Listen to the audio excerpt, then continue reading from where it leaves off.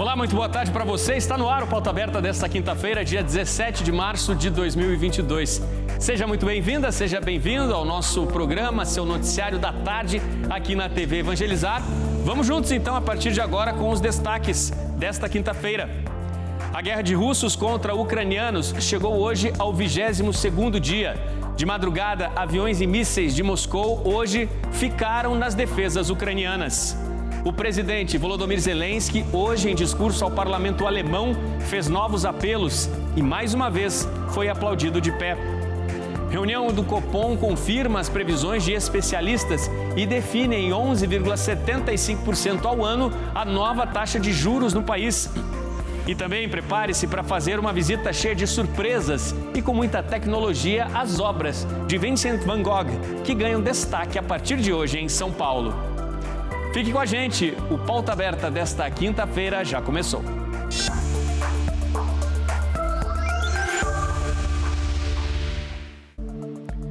A madrugada desta quinta-feira foi marcada mais uma vez por fortes bombardeios russos à capital Kiev. Dessa vez, a diferença foi a contraofensiva ucraniana. O Ministério da Defesa hoje informou que, inclusive, aviões russos foram derrubados durante os ataques.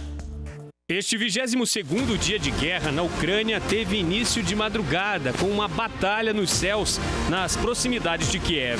As defesas ucranianas, em alerta para os ataques que não cessam vindos de Moscou, hoje afirmaram que várias das investidas do inimigo foram frustradas e disseram que conseguiram derrubar foguetes, mísseis e aviões russos.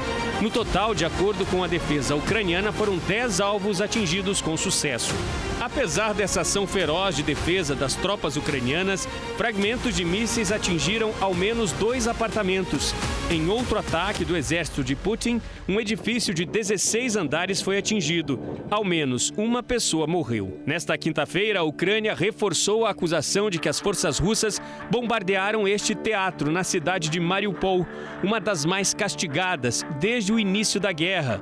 A cidade portuária de Mariupol é ponto estratégico e, se for completamente ocupada pelos russos, bloqueia a saída da Ucrânia para o Mar de Azov. Lá dentro do teatro estavam abrigadas aproximadamente 1.000 crianças e mulheres. No pátio, as inscrições indicavam justamente isso. Em russo estava escrito dos dois lados, crianças. O número de vítimas não foi informado pelas autoridades locais, mas o prefeito de Mariupol classificou o ataque como um genocídio. Genocídio da nossa nação, do nosso povo ucraniano, disse ele. O Ministério da Defesa da Rússia nega o ataque e afirma que o bombardeio foi feito por nacionalistas ucranianos. As defesas ucranianas se defendem como pode na cidade. Este vídeo, feito em Mariupol, mostra um tanque russo com o Z característico à vista de todos, sendo atingido pelas defesas do país. Depois das primeiras explosões, os soldados russos até conseguiram escapar de dentro do tanque, mas vem outra explosão em resposta e derruba os dois quando já estavam na rua. Imagens de satélites, também divulgadas recentemente, mostram a destruição em várias outras cidades, como era e como ficou depois dos ataques vindos de Moscou. Em destaque, as cidades de Kharkiv, Sumy, Chernihiv e Kherson. Para ampliar as defesas de tantas cidades que viraram alvos, a Ucrânia pediu ao Japão autorização para ter acesso às imagens de satélites de altíssima qualidade. Os satélites japoneses conseguem registrar com qualidade e mais detalhes, imagens noturnas e também quando há neblina. O Japão ainda não deu resposta ao governo da Ucrânia, mas afirma que essa decisão depende de questões políticas e de questões legais. A Rússia avança muito mais lentamente nos últimos dias. E na guerra de bastidores, de acordo com relatórios diários feitos pelo Ministério da Defesa do Reino Unido, que acompanha os conflitos diariamente, as tropas russas empacaram em todas as frentes por todo o país. O mesmo relatório informa que a resistência ucraniana segue firme e coordenada, pois praticamente praticamente todas as cidades ainda estão sob comando dos ucranianos. Hoje, de acordo com a OMS, o número de refugiados já é de 3.200.000 pessoas. E este êxodo continua. A imagem de ontem à noite na estação de trem de Odessa, no sul do país, é emocionante. Na estação lotada, famílias se despedem às lágrimas. É um último adeus carregado de esperanças, para que o reencontro seja o mais breve possível. Na contramão de toda a violência e desolação que se vê nas cidades destruídas, a solidariedade. Na estrada, fronteira da Alemanha com a Polônia, refugiados são recebidos assim, com este acolhimento. Espalhados ali no guarda-reio estão produtos tão importantes a quem muitas vezes chega sem nada: água mineral, comida e outros artigos essenciais neste momento de tanto medo, de tantas incertezas.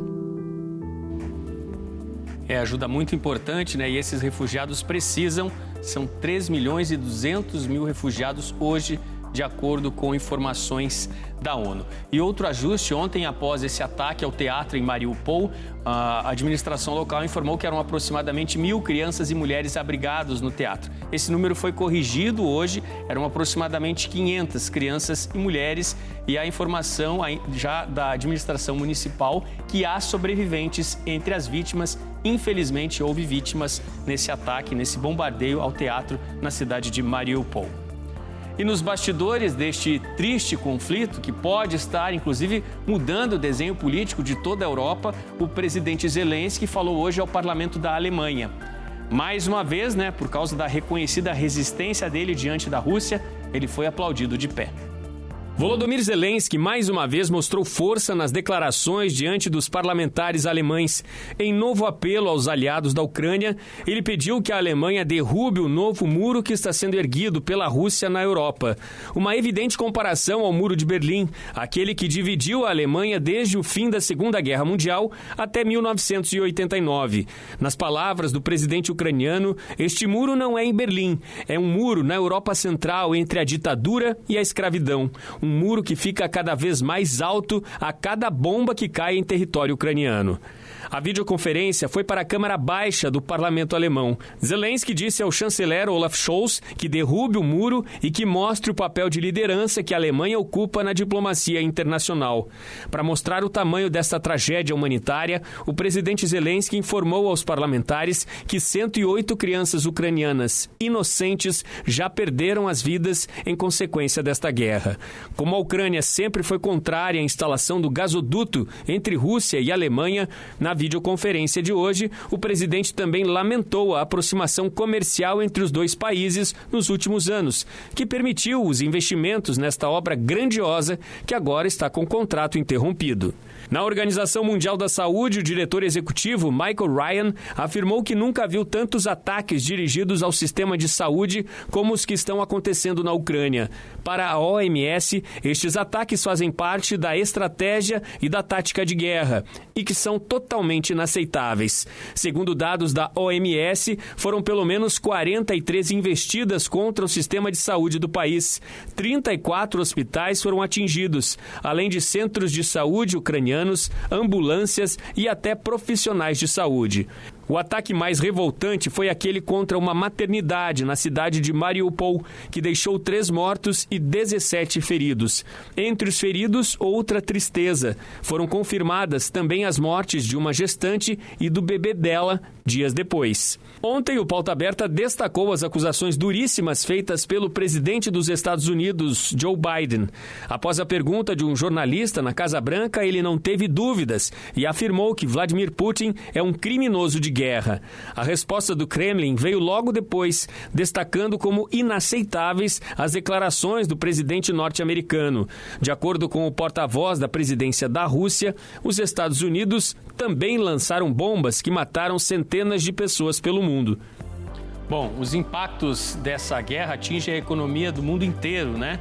Os juros básicos aqui no Brasil da economia vão para 11,75% ao ano. Foram anunciados ontem, no começo da noite, depois da reunião do Copom, e confirmaram o que já antecipavam os especialistas, inclusive destacamos ontem aqui no Pauta Aberta. Esta é a maior alta desde o ano de 2017. E o Comitê de Política Monetária, o Copom, aumentou a taxa Selic de juros no Brasil de 10,75% para 11,75% ao ano. Isso já era esperado pelos analistas financeiros. E o Banco Central continua apertando os cintos na política monetária. Em comunicado oficial, o Banco Central disse que o momento exige cautela, mas já informou que o Copom sinaliza uma próxima alta de 1%. A medida é justificada como forma de segurar a disparada da inflação. A taxa de 11,75% é a maior desde abril de 2017 e este já é o 9º reajuste consecutivo na taxa Selic, o que confirma um ciclo de alta depois de ficar 6 anos sem aumento. A taxa Selic é a taxa usada nos empréstimos entre os bancos de um dia para o outro. Essa taxa é uma espécie de referência para o custo de crédito no Brasil, por isso ela também é conhecida como taxa básica de juros da economia. Na prática, é quando um banco precisa fechar as contas do dia e precisa fazer um empréstimo para que esse balanço fique positivo. Quanto esse banco vai pagar para o outro banco é a taxa Selic. Mas quando uma pessoa física tem que fazer um empréstimo, os bancos pegam essa taxa Selic como referência para a base de juros a ser cobrada de você, mais os custos, mais o lucro do banco e os riscos da inadimplência. É por isso que os juros do cartão de crédito são sempre bem maiores que a taxa Selic. E quem define a Selic é o Banco Central. Isso acontece 8 vezes por ano. Quanto maior a inflação, maior a taxa Selic, ou seja, fica mais caro emprestar dinheiro. Isso faz com que as pessoas gastem menos e a inflação fique mais baixa. E hoje foi celebrada em Curitiba, no Santuário de Nossa Senhora de Guadalupe de Jesus das Santas Chagas, uma missa em ação de graças pelos 70 anos do BPTran, que é o Batalhão de Trânsito da Polícia Militar do Paraná. Integrantes da corporação e autoridades lotaram o santuário. A missa contou com a apresentação do Ministério de Música Católica da Polícia Militar do Paraná. Parabéns, então, a todos que fazem parte do BPTran. E você pode acompanhar a celebração completa pela TV Evangelizar, pelo nosso canal no YouTube, que é youtube.com.br/TV Evangelizar Oficial. Veja no próximo bloco, ao vivo, nosso correspondente Jucinei Cardoso nos traz detalhes sobre as batalhas nos bastidores pelo fim dessa invasão à Ucrânia.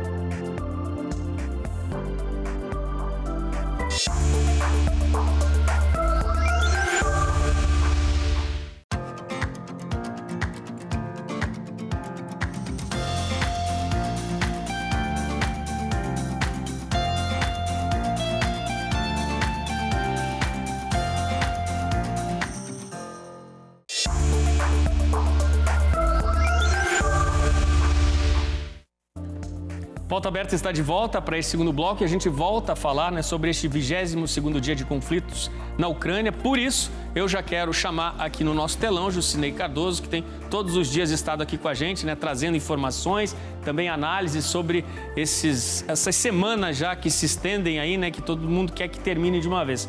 Jucinei, muito boa noite para você. Boa tarde a vocês aí no Brasil, Odilon. Bom, a gente vem acompanhando desde a última segunda-feira, as mesas de negociações entre representantes dos dois países e há uma questão aí, todos afirmam, os dois lados afirmam que está próximo esse cessar-fogo, mas há exigências que ainda não estão muito bem entendidas, A Rússia quer que a Ucrânia baixe armas, que não queira entrar para a OTAN e que também reconheça a independência da Crimeia e dos dois estados separatistas da região do Donbass, que são Donetsk e Lugansk.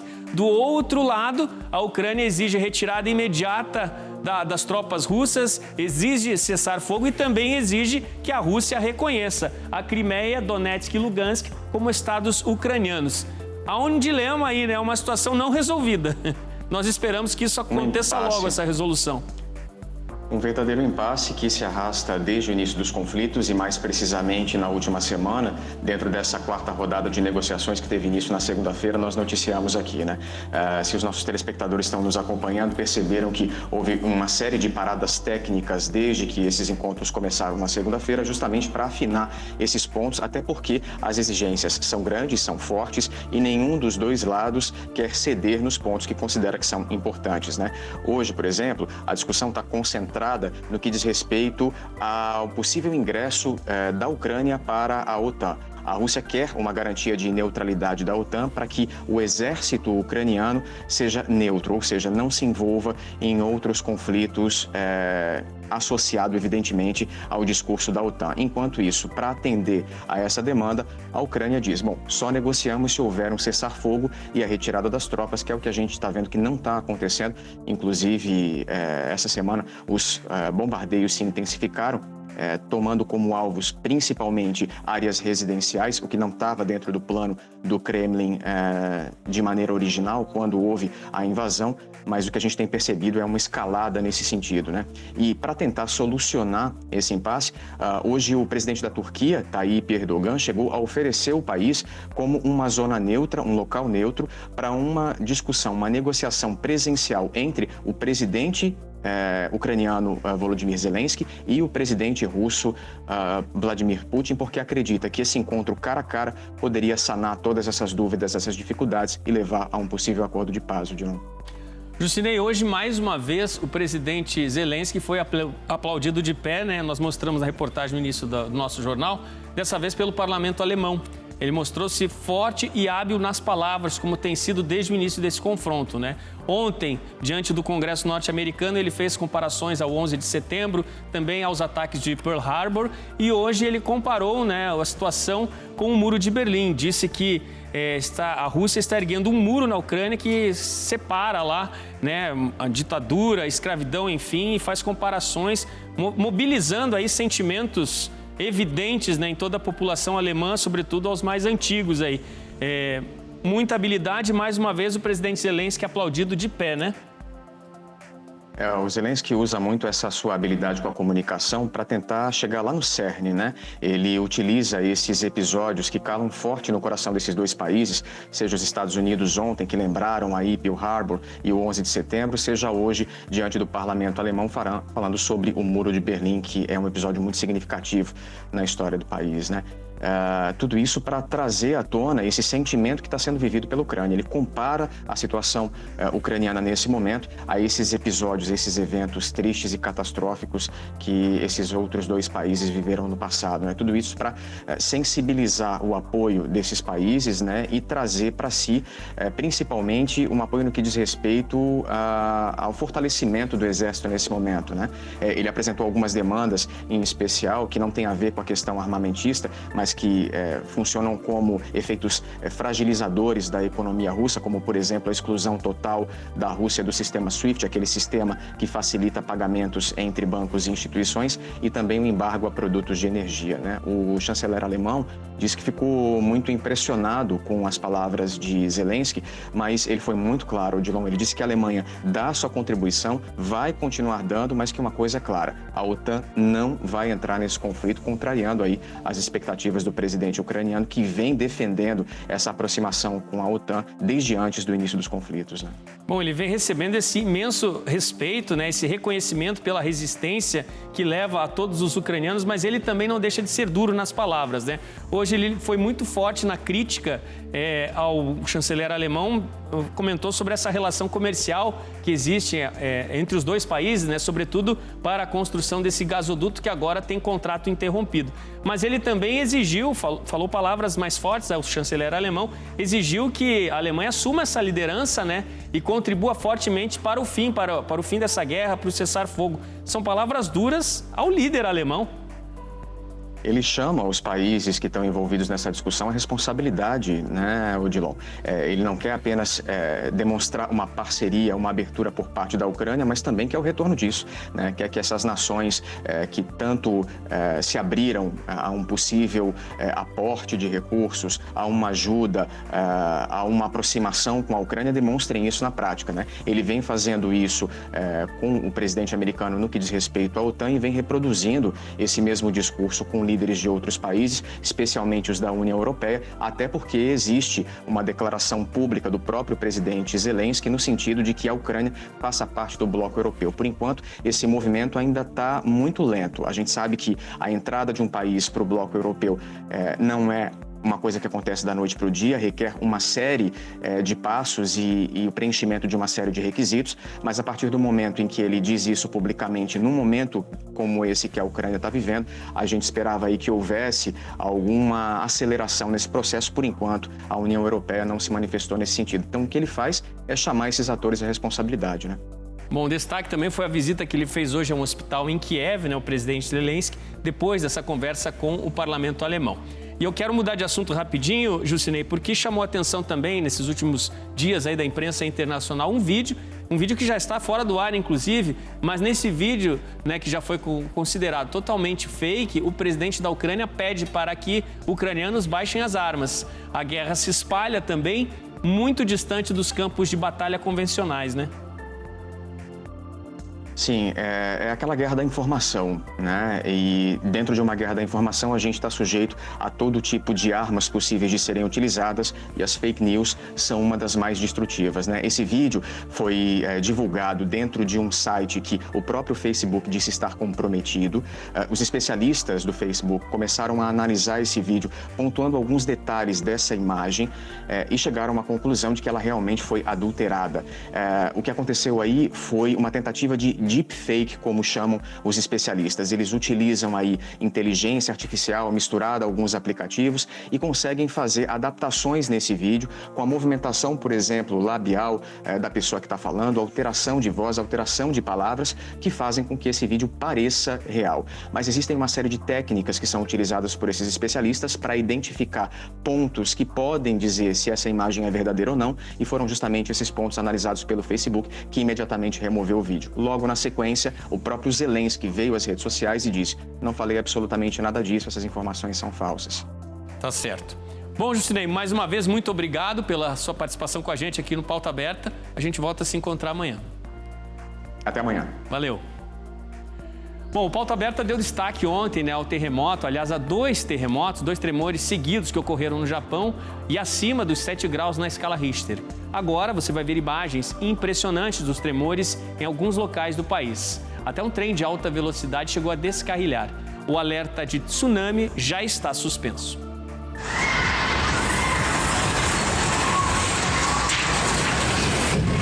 De repente, tudo começou a tremer.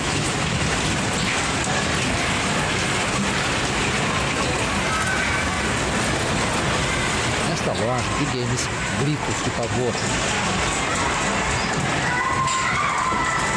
No trem, era possível ter uma ideia da violência do tremor.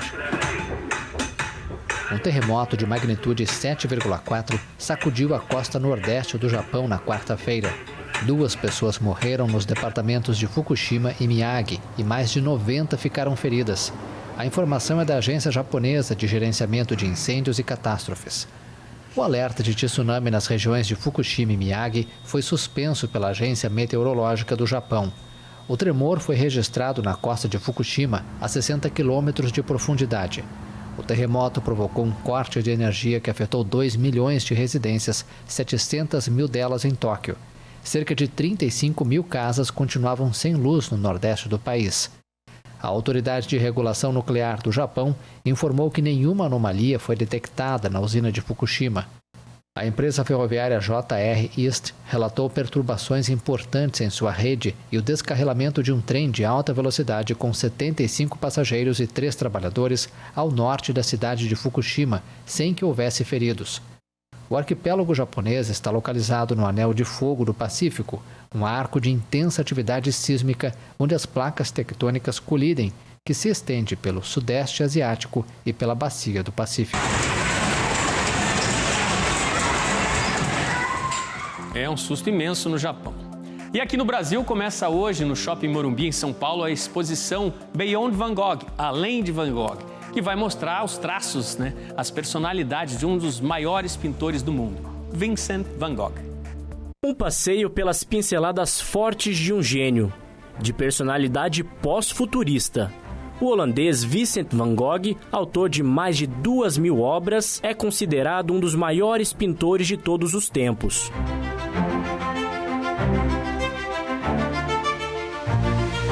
Sua obra mais conhecida é A Noite Estrelada de 1889.